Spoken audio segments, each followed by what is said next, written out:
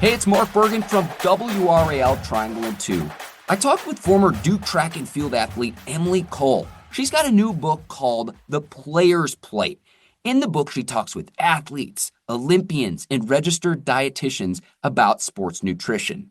In high school, Emily went into a 2-day coma because she didn't have enough sodium in her body. And this came on the night before she was supposed to compete in the state finals in cross country. She went on to overcome that, survive, and become an all-American runner in the 3,000-meter steeplechase during her time at Duke. Here's what our conversation sounded like. Here with Emily Cole, it's Mark Bergin from WRLSportsFan.com. And Emily, former Duke track and field athlete, has written a new book, The Player's Plate. Emily, welcome in. Thank you so much for having me, Mark. I'm so excited to be here. All right, Emily. So like most college students are busy enough with their studies, their social life. You were a student athlete at Duke, at a school as prestigious at Duke. And then you think, I'm going to write a book. What was the impetus for this? Because that's a little bit different. Yeah, my mom actually has a quote that she kind of said to me after I wrote it that helped explain kind of how I felt when I was writing it. But she just kind of described when people write a book, it's more because they like have to get this information out of them. And that's definitely how I felt after kind of going through what I went through. Nutrition, I'm sure we'll talk about like my journey and everything in a second. But I was just at a point where, I was still competing, but I just really knew that I needed to create this resource for younger athletes that would have changed my life as a high school athlete. Was it almost like, hey, a letter to my younger self of some things that you wish you had known earlier? Absolutely. 100%. Tell me a little bit about that. Yeah, so I guess to give a little bit of my background, I'm from Houston, Texas, and I didn't start running year-round until my senior year of high school. I did volleyball and basketball up until that year, and so I didn't really identify as a runner. More so as kind of like what I did to keep in shape for my other sports. I actually quit cross country my sophomore year of high school because it was at the same time as volleyball, the same season as volleyball, and I wanted to make sure I could, make the varsity squad and do all of that. Went to a big Texas 6A public high school, and the summer after my junior year, I got bit by the bug of running and really just honestly wanted to break 5 minutes in the mile. And that was my main goal. I didn't think that I'd be able to run in college, or I really had such high academic goals that it was more important for me to go to a high academic college than to be able to do a sport in college. And so anyways, that summer I started really dialing in on my nutrition and my sleep and my recovery. And I ended up eating super healthy. I was cooking a lot of my own food, and I didn't realize living in Houston where it's really hot outside, I'm starting to run 40 to 50 miles a week and I'm sweating a lot. I'm a very salty sweater, and I'm not eating very salty food, or I don't know what electrolytes are. So I'm not adding electrolytes to my water. I got really, really dangerously low in sodium. And this led to my 2-day coma from hyponatremia. It definitely kind of built up the few months before, but it ended up culminating on this night before my state cross country meet. And it's definitely what the inspiration was for me writing this book, because on the outside, I looked super fit. I looked super healthy. Looked like I was doing everything right. And what society tells you to do, drink more water and eat healthier food, and ended up in this life-threatening situation. So that's really why I woke up from that. And I was like, what the heck just happened? I really think that there needs to be a lot more education and resources out there for athletes that are trying to chase big goals and might not have the same background on how to fuel those big dreams properly. So the night before the big race, and this perhaps saved your life, Emily, is your coach checked on you after you had kind of drifted off a little bit and gone back to the hotel room early, away from your teammates the night before the race. Do you ever ask yourself, if you ever asked your coach why your coach checked on you before you drifted off and then eventually ended up having to go into the hospital where you're in a coma? Yeah. So I had actually been feeling super sick for that whole trip. So, I had never even been close to qualifying for state. And all of a sudden I was supposed to be one of the top 10 girls finishing. And so I was in a completely different position than I had ever been before. And unfortunately, driving up that day, I started feeling super sick. And I was nauseous and all the above, and I couldn't really eat my dinner. So my parents were there with me. It was in Austin, so it was just like a few hour drive from my home in Houston. But yeah, my parents came up there with me, and they actually were meeting friends for dinner that night. And so they had asked my coach to check in on me. And even though I had gone to bed early and I like typically went to bed early, so it definitely was more of like a judgment call on his part of like whether or not he would. I think just because, it was still early-ish in the day, like 8:39, and he like came in with my roommate that was staying with me. Mhm. I think that that's more why he checked in, but I'm sure there was definitely a little bit of God in there too, kind of tapping him on the shoulder, being like, yeah, this is a moment where you shouldn't just let her go to sleep. Like, this is pretty important that you check in on her. And whenever he did, that's whenever I looked like I had my seizure. And I didn't actually have one, but my muscles were convulsing from like being so low in sodium. So yeah, he shook my shoulder and that happened, and immediately called my parents, called the ambulance. And yeah, the whole night was crazy, for mainly for everyone else. I don't really remember it, but Yeah, so I don't want to give the whole book away, but this is how it starts, and then it's like it gets my attention immediately, Emily, of okay, and it gives you a perspective that not a lot of people have had, just considering, if you're one of the top 10 finishers in the entire state of Texas for cross country, this isn't someone who's just, trying to get off their couch and yeah. compete at a high level athletically. This is something you've been training for several months in advance of that event. What I also wanted to ask too is, just because you came from a volleyball background, basketball background, were you concerned at any point of, hey, I'm not going to be running in the race for state? Could Duke potentially pull my scholarship? Was there any concern that you had there? 100%. So, a detail that is not as evidently, like, I don't make it as big of a deal in the intro, but it's still true, is that weekend that I went into my coma was actually supposed to be my official visit to Duke. Wow. So my dad had to call Coach Riley, who was the coach at the time, and somehow explain her the situation without like making her super scared. And thank God her and Coach Dan were kind enough to just offer for me to come back a couple weeks later.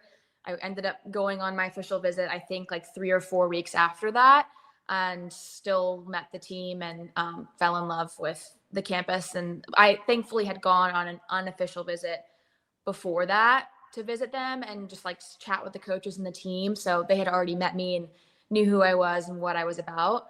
If they hadn't, I think it would have been a little bit more difficult for them to give me that second chance.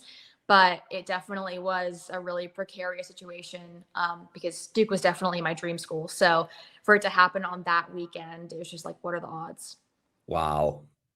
Wow. Yeah. What do you remember? What feeling do you remember from that, of the trepidation of like, oh my gosh, this could jeopardize my hope and dreams? What do you remember the feeling that you had when all this was happening?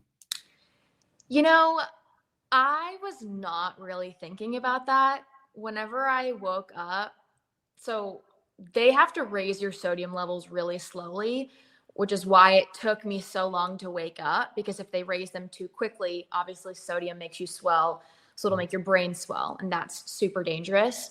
But they had to do it slowly, so it took me a couple days to wake up. But my brain was still a little bit swollen because it was still a drastic shift. And so for the next week, like you can ask my family, I was still not myself and wasn't really able to like have a full conversation. I was just falling asleep like in the middle of conversations. So I was kind of halfway there. So when I woke up, it was a lot more just like confusion and trying to process like what had happened. And I don't really think I was even thinking that far forward yet, because I was just so focused on like understanding where I was in that moment. And for my parents, I mean, everyone was just more of like a immediate safety, making sure I'm going to be okay type of a thing. And I wasn't really thinking about, yeah, Duke at that moment. Yeah. Yeah. That's I'm still trying to wrap my brain around all of that. So, eventually though, so when you went to go visit, I guess what was the process like to where you were at state? Obviously, you couldn't compete in state. So was your season just done and over with then, and then it's on to the next season? Just what happened after you were discharged from the hospital and everything? Walk me through that process. Yeah, so I was discharged. First of all, I woke up and asked my parents, kind of like what happened. And my dad had to tell me, like, I slept through the whole state meet. Everyone was done, and I was just going to ride back home with them. And so whenever I went home, it was a kind of a big process of, you know, how long am I going to take off school? What's the recovery going to look like? Mhm. Am I going to be able to run again? And I think I do remember running a week or so later and just doing like a 3-mile run and just being, so grateful that I was able to and that I still Mhm. loved it, because it really is something that brings me so much joy. And so anyways, I remember my sister Julia actually like walking me around my classes at my high school to communicate with my teachers and catch up, get the work that I had missed and figure out kind of how we were going to navigate this. And I couldn't even like really remember what the order of my classes was, like where some of my classes were. It was not like, it definitely scared her a lot in that moment. And the whole thing obviously scared my family a lot. But yeah, after that, eventually slowly got back to running and got back to my classes and resumed some sense of normalcy. But yes, my season was over. I didn't run Nike Cross Nationals or New Balance Nationals. And those were two really big goals that I really wanted to do, since I had, put myself in a position where I'd be able to be in a competitive position for those Mhm. races.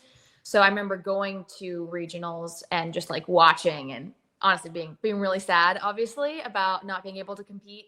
But then in track season, I ran like one indoor race. Indoor track's not very big in Texas, but for outdoor track, I did end up kind of doing all the things I wanted to, which is qualifying for state, actually being able to compete. And I qualified in both the 2-mile and the mile. And I got third and fourth. So from not even being close to qualifying for state and being in like a super competitive state like Texas, I was really, really happy with that. And yeah, I was proud of myself for how I like persevered through the really tough cross country season and still believed in myself and what I was able to do. And obviously like navigating how to properly fuel and hydrate after that, when I still didn't really like know much more than I had before, besides that I didn't get enough sodium. So yeah, looking back, it's pretty cool to see the way that I turned that around. All right. So you said something in this conversation. You also mentioned it in the book. You mentioned how Duke was your dream school. Why Duke? Yeah, it's interesting because I have two older sisters and they're a huge part of my personality. So I always share this, but Kristen is 9 years older and Julia is 8 years older. And Kristen actually went to Duke. So I remember going to visit her for Parents Weekend when I was like, in middle school, 12 years old, and just skipping around Duke's campus with her. It looks like Hogwarts. So beautiful. Yeah, I said the And same thing. it really does. And going to a Duke basketball game. I've got a picture of me and her at a Duke basketball game with like Duke painted across our faces. But what's really interesting is I loved that for her, and I loved the culture of Duke and like especially the basketball culture. But I never pictured it as my school. It was really just so cool that she had gotten in, and both my sisters got in academically too. Julia went to Vanderbilt, so that was those were both really cool moments for our family, like celebrating me, like that's such a great accomplishment. So anyways, I remember visiting colleges, and I wasn't really set on Duke until I realized I wanted to run in college, and I visited a couple of the other schools, and I met the team and the coaches and just fell in love. I love the way that the culture at Duke isn't just running all the time, because I had been so like academically focused my whole life, and all the girls on the team had, interests and passions outside of running as well. That was really important to me because running wasn't my whole identity. And also the coaches were just amazing. They were a huge part of why I wanted to go there too. And I loved the like culture of the team, and obviously the campus is gorgeous. So it was definitely one of those, I didn't know it was going to be my dream school until I stepped on the campus and walked around as this, 17, 18-year-old version of myself, knowing that I was starting to view this as something that could be like my own home, and definitely fell in love. Were there any other schools in the mix that you were considering? Yes, I went on official visits also to Alabama and Pitt, but those were more like running wise. I visited unofficially Vanderbilt and Stanford, and I loved those two, but they just weren't the same as Duke for me. So you sided with the one sister instead of the other by going to Duke and not Vandy. Yeah. That's how I hear that. Yeah. Yeah. Poor Julia. She's been trying to get me to move to Nashville for like ever. She wanted me to go to Vanderbilt the whole time. She still lives in Nashville, like after she graduated and everything too. Yeah. So it's cool that I can always go visit her there. All right. So you were a very accomplished runner in high school, and then that transitions into college as well, where you're an All-American. Like I could go through all of your accolades. I have them from the Go Duke page, but what do you consider your biggest athletic feat? I want you to flex your muscles a little bit here. Like, please do not feel the need to be humble. What was your biggest athletically, the biggest feat that you accomplished when you ran at Duke? That is a great question. And I'll tell you a story because I have a good story for this. So my junior year, whenever I decided I wanted to go all in on running, fell in love that whole summer, just completely felt like a different athlete, started running really well my senior year. And at some point, I ended up changing my phone password to 0948. And I had run steeplechase a few times in high school. It's not a super big event in Texas. It's not a part of the state meet, but at a couple, because you have to have a steeplechase pit. For those who don't know what the steeplechase is, it's just under 2 miles. It's a 3,000 meter race with cement barriers that are like hurdles and a water pit that you have to jump over. So as a distance runner that's also taller, which is not super common, it was definitely something that I knew would play towards my strengths. So I did it a couple times in high school. It was absolutely awful. Like I have these compilations of me just face planting in the water that like my sister Julia, I kid you not, made her phone's screensaver for like a whole year. I was like, Julia, please change it. It's just like the progression of me like face planting. Anyways, but I still loved it. It was just so adventurous, and it definitely played into my background of volleyball and basketball too, because you have to be more athletic and like able to move around other people and not let that really psych you out.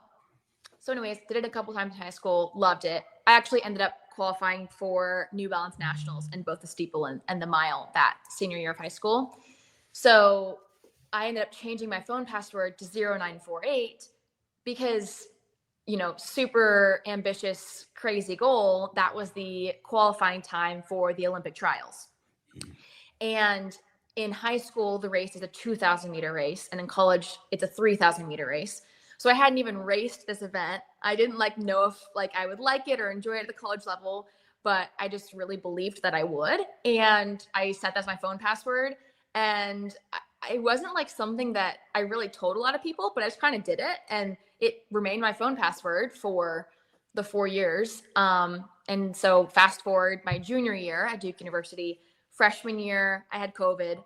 Sophomore year was kind of just had my first track season, was decent. And then my junior year, I had my really tough cross country season where I ended up getting diagnosed with celiac disease, which for those who don't know, it's a autoimmune disease. Yeah, I know. That where you can't eat gluten. But it was actually a really big blessing in disguise because I realized this was a big reason why I wasn't able to recover as well. It was the main reason why I had been getting sick and feeling super fatigued. So that track season, I went in and just started feeling like that really inspired, strong, hopeful athlete that I had been whenever I first started falling in love with running in high school. And so I kind of felt like the magic starting to click again. And my PR in the 3K steeple at the time was 10:25, and I remember running a 10:15 and being so stoked about it. I was like, this is 10-second PR. This is so amazing. And like, remember the time for the Olympic trials qualifier was 9:48. So I have like a 3-week break between this last meet and then my ACC conference meet. And conference is like the big meet where you're trying to score points as a team. It's really the only meet of the year where your team score counts as much, because you can't qualify for nationals as a team. Winning the normal regular season meets isn't as big of a deal, but conference really is, be ACC champions. Bragging And rights. exactly. And so you're always trying to score points. So I hadn't scored points for the team at the time, and I went in this conference meet, was feeling super excited, was like, okay, I really want to break 10. I think this could be a great opportunity. I'm feeling fit, feeling excited. And we were hosting conference at our Duke track as well. So it was a really big moment. And I just felt super ready for it. And I kind of like sat on the leaders and was in like the follow-up group for like 3/4 of the race, and then the last quarter of the race just felt amazing and closed super hard, and I actually ended up running exactly a 9:48. Whoa. Which is a massive PR, by the way, too, compared to your previous time of 10 plus. Okay. Exactly. It was like almost a 30-second PR, like unreal. I set the Duke school record, and I also qualified for USA's, which is the equivalent of the Olympic trials on non-Olympic years. So that race honestly completely changed my life. I kind of was like, what just happened? And then a couple weeks later, qualified for nationals for the first time ever. Also a really big deal at nationals. Got All-American, and then a couple weeks after that, went to Oregon to compete in USA's. And so that was definitely like the race that kind of changed my career and allowed me to believe that like I plan to run professionally and kind of have what it takes to run at the next step. But that was definitely my, it's still my PR in the steeple. So I've been chasing it ever since. Sounds like that just gave you a great deal of confidence as well, of just that breakthrough moment.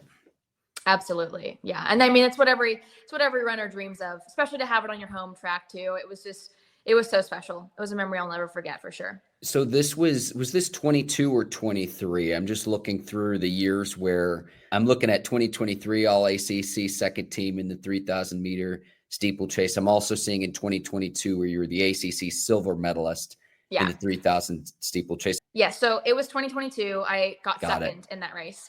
And then the following year, I qualified for USA's again, but I got fourth at conference that year. I had like a mid-season injury and like basically didn't race the steeple except at the very beginning of the season and then the very end last year. Yeah. So all while this is happening, you get the impetus to start to write your book. I'm sure you're around several of your teammates too and other athletes at Duke that don't have the information of that you're able to provide based on your experiences, number one, but then other people that you talk to who have expertise in the subject matter. A thing I wanted to ask you is each chapter, the way that it's broken down, there's a different expert for that specific chapter. I mean, you've got one about just basic nutrition. You've got one about sleep. There are several others. How did you connect with some of the people that you talk to that provide that expertise for your book? Yeah, so the experts that I interviewed in the book, I mean, it was a mixture of registered dietitians, elite athletes, and just more like experts in their field, whether they were involved with like sports physio or things like that. But I had a mixed combination of how I connected with them. Julia, my sister, actually knew April Ross because she had like done a partnership with Mizuno. So that's how I was connected with her, which was such an honor to get to interview her for the book because she's obviously gold, silver, and bronze Olympic medalist, which is such a flex.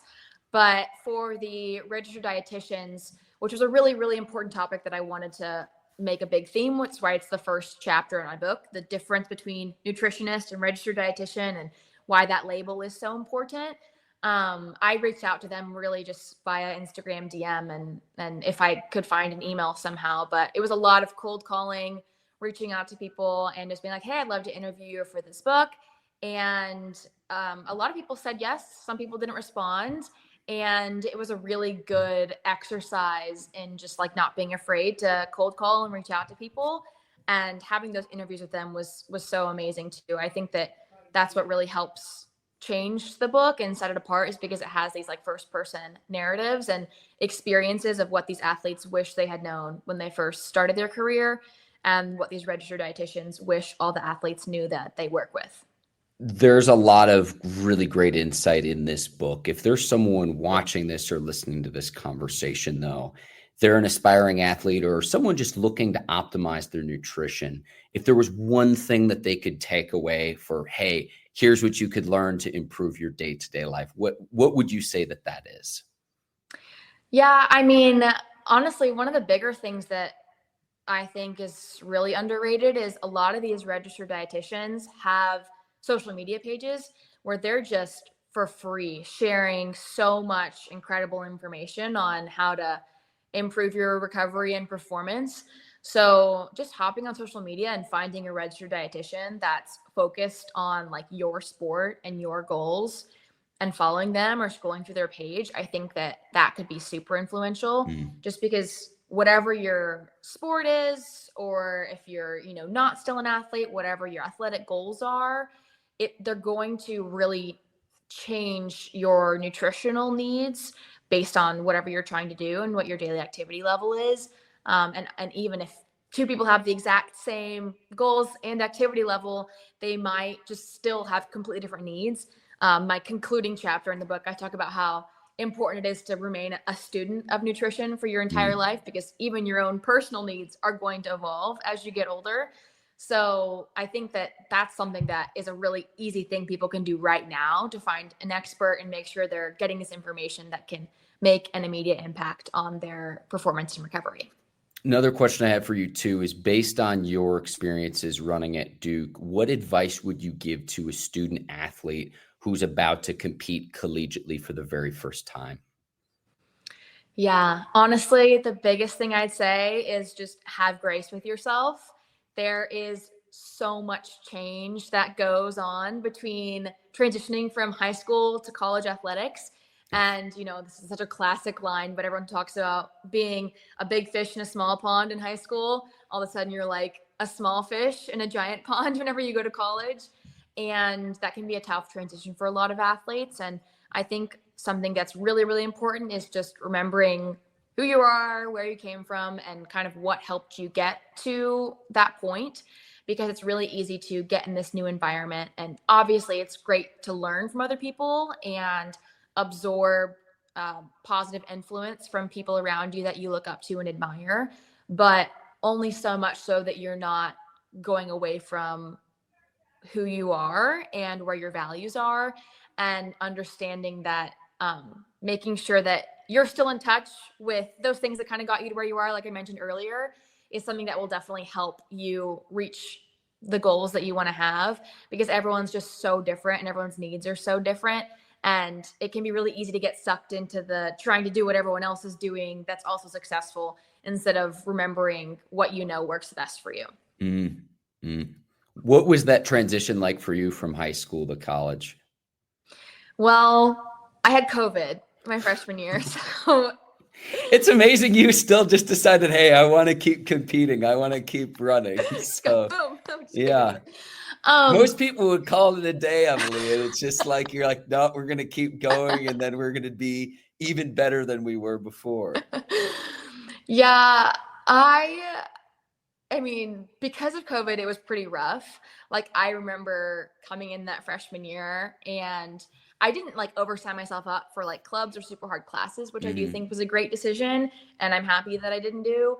But with COVID hitting, I feel like I had like just started like making good friendships and like building the, environment, set up community to feel a little bit more at home in this brand new environment. Duke is in North Carolina.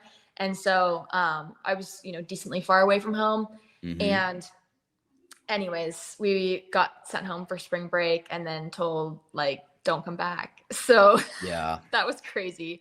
But I mean, I remember when it was March Madness time and before everything shut down, Duke for men's basketball is like, even if there is a tournament, we're not sending anyone. And I'm like, everyone, and I'm like, this is not going to happen, to where it's like, Yeah. if you have a blue blood where love them or hate them, people watch. Yeah. As soon as that And happened, I'm basketball is like, it's, everything. yeah, yeah, this isn't going to be that much longer. And then they just decided to cancel everything. Yeah, it was pretty crazy. There was actually, I did not qualify for this, but indoor nationals for track and field was actually happening when everything went down as well. So we had a couple of people that had qualified. And I remember, I think it was Harvard that was the first team to be like, our athletes can't compete and are not going to be competing. And they were already in, I think it was Albuquerque, New Mexico to compete. Mm. And these athletes were so upset. Like they took to social media being like, this is unfair that we can't compete. And then, within 24 hours, the whole thing had been canceled. And everyone that had already flown there for nationals just like didn't compete. And I can't even imagine what that was like for those Yeah. athletes. Cause also indoor track and field is extremely hard to qualify for nationals. So I feel really bad for those athletes. I want to give you an opportunity to shout out whether it was teammates or coaches that were instrumental to getting to where you are today. Yeah, I dedicated my book to Coach McGuire. He is the best. He was my high school cross country and track coach, and he really inspired my love for running and just really believed in me. And I definitely wouldn't be where I am today without him. Coach Riley and Dan for giving me a chance at Duke. They were amazing. Coach Reckert, she was the new coach that came in my junior year when I had my breakout season. And I think my whole team was just so supportive. It was definitely really tough trying to write my book while competing and doing school. I did not have a lot of social time for those 2 years, but the timing actually worked out really well because it ended up publishing right after I had that breakout season. So I was able to talk about it during the conclusion and kind of make a full circle moment at the end of the book. But I wouldn't have been able to do any of that without the support of my teammates and coaches. I actually did a pre-order fundraiser for the book to kind of help cover the costs of creating the hardcover and the audiobook version and everything. And all of my I literally bribed some of my teammates to pre-order the book. I was like, I'll make you some banana bread if you pre-order my book. And it was so funny because a year later, my teammate's like, Emily, where's my banana bread? I was like, they wanted the bread and not the book. So I delivered the book and then brought them their banana bread delayed. I was like, here you go. Sorry, it took so long. Amazing. Coach McGuire, though, what advice did he give you that really, really helped you? I almost think it's like a chocolate and peanut butter combination where it's like 1 + 1 = 3. Was there a moment or some advice he gave you that really made things click for you? Yeah, he had so much. After every single practice, we'd have an inspirational speech. We'd do this thing where you kind of lay down on the ground, you put your legs up against a wall so the blood can drain after doing your run. And so we'd all put our legs up against the wall and he'd give us our speech at the end of every practice. And so I'd always just leave, feeling so inspired. And I think one of the coolest things that he talked about was how every day doesn't need to be an A+ day. It's all about consistency and stacking together, the little days, but building up that work. And I think a quote it's a classic cross country quote, but he definitely said a lot to us is summer miles make fall smiles. It was a big deal for all of us to be coming into summer practice 5 days a week at 8 a.m. as high schoolers and be running in, this 100-degree Texas heat. And it was definitely a grind. And then whenever we got into season, it would be 5 a.m. practices. So that was definitely one of the bigger quotes that kind of helped remind us yeah, this is a grind now, but it's going to be so fun in cross country season whenever it ends up paying off. And it did at the end. So that was really, really cool to see. But he's just a really inspirational person, and kind of in every avenue of life. He was just trying to build better humans as well. And that was something that I really appreciated from him, because he would never like tell you something he didn't mean, or like say something fluffy. Like he was always very straight up, and like he would kind of give me tough love if I needed it. And I really appreciate that, because I was like, I want to be the best that I can be, and I need to have someone that's going to push me to be there. So yeah. That's terrific. That's terrific. You've got this new book out. What I want to know is what's next? What's next on the horizon for Emily Cole? Yeah, so I just graduated in May. I majored in computer science with a minor in economics. So I definitely have very big goals for like how I can utilize that to help, first of all, keep more girls in sport. But as far as like health tech and nutrition, just help people better understand their nutrition and health needs, because everyone is so individualized. And I really do believe that like AI and machine learning have such huge potential to help people better understand how they're different from those around them and how to just feel so much better. So those are big goals that I would love to be more on like the investment side of some of these like health tech companies, especially getting more involved with women's sports. But those are a little bit more long term. In the short term, I'm definitely planning on continuing to compete and running professionally. So I've been staying in Durham and training with the Duke coaches, and going to continue competing in the steeplechase. But yeah, I'm really kind of taking it day by day and enjoying the process. It has been super, super nice to have a little bit of downtime after graduating. And I'm actually home in Houston right now for Thanksgiving. So I got to do some traveling after graduation and visit a couple of my friends that live abroad. And I think that was a really good like reset and just time away from running that I didn't have for the past 5 years of being in season year round and having 3 competitive seasons.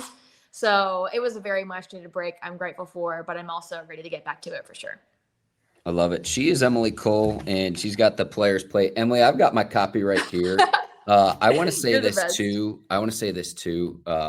It speaks volumes about your character. The fact that you hand wrote me and signed my copy of the book. I'd encourage any athlete that wants to take their nutrition, their games to the next level. Check out Emily's book, The Players Plate. But Emily, I thank you for your time today. Thank you so much, Mark. It's been a joy to be here. I appreciate you so much. She's Emily Cole. I'm Mark Bergin. Thanks so much for listening. And again, go check out her book, The Players Plate.